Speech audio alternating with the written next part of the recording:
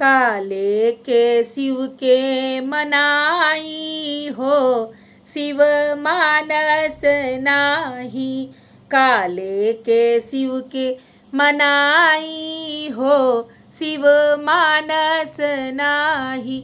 महलाया टारी शिव के मन ही ना भावे, कोठाया टारी शिव के मन ही ना भावे। टूटही मड़ैया कहाँ पाई हो, शिव मानस नाही। काले के शिव के मनाई हो, शिव मानस नाही। हाथी से घोड़ा शिव के मन ही ना भावे, हाथी से घोड़ा शिव के मन ही ना भावे। बसहा बैल कहाँ पाई हो, शिव मानस नाही।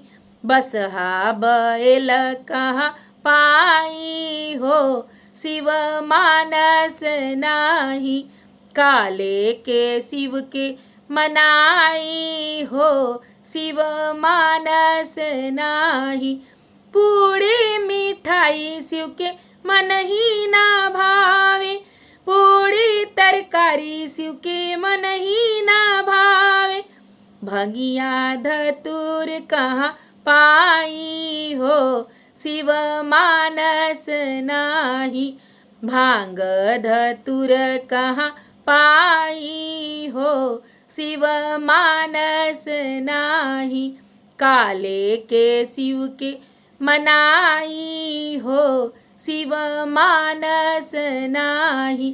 जोड़ा से जमा शिव के मन ही ना भावे, जोड़ा से जमा शिव के मन ही ना भावे। मिर्गा के छाला कहाँ पाई हो, शिव मानस नाही।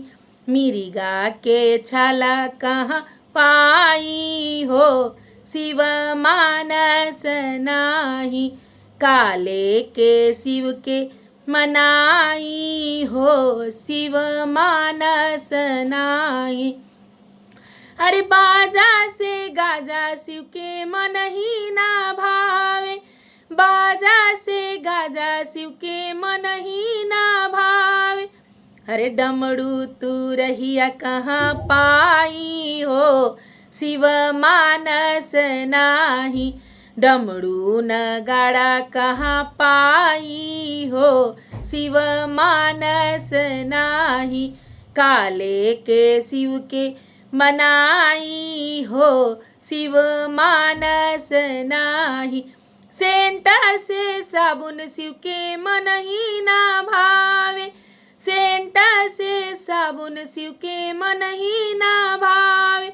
अरे विभूति विभूतिया कहाँ पाई हो, अरे भभूति विभूति कहाँ पाई हो, शिव मानस नाही। काले के शिव के मनाई हो, शिव मानस नाही। सोना से चांदी शिव के मन ही ना भावे, अरे सर्फ के हार कहाँ पाई हो, शिव मानस नाही। गंगा के धार कहाँ पाई हो, शिव मानस नाही। दूध शहद शिव के मन थोड़ा भावे, अरे जटा में गंगा बसाई हो, शिव मानस नाही। काले के शिव के मनाई हो, शिव मानस नाही। संगी से साथी शिव के मन खूब भावे, संगी से साथी शिव के मन खूब भावे। भूत और गढ़ कहाँ पाई हो, शिव मानस नाही। काले के शिव के मनाई हो, शिव मानस नाही। काले के शिव के मनाई हो, शिव मानस नाही। हर हर महादेव। ये गाना अगर आपको अच्छा लगा हो तो कृपया करके कमेंट करके बताइए। सावन के पावन महीना में महादेव आप सभी के ऊपर कृपा बनाए रखें। और कमेंट ही नहीं करिए, लाइक भी करिए और आप हमारे चैनल को सब्सक्राइब भी करिए। कृपया करके ऐसे ही भजन, भोजपुरी और हंसने हंसाने के लिए, पारंपरिक गीतों के लिए आप हमारे साथ जुड़े रहिए। मैं श्वेता सिंह आप सभी की बहुत बहुत आभारी हूँ। शुभ रात्रि।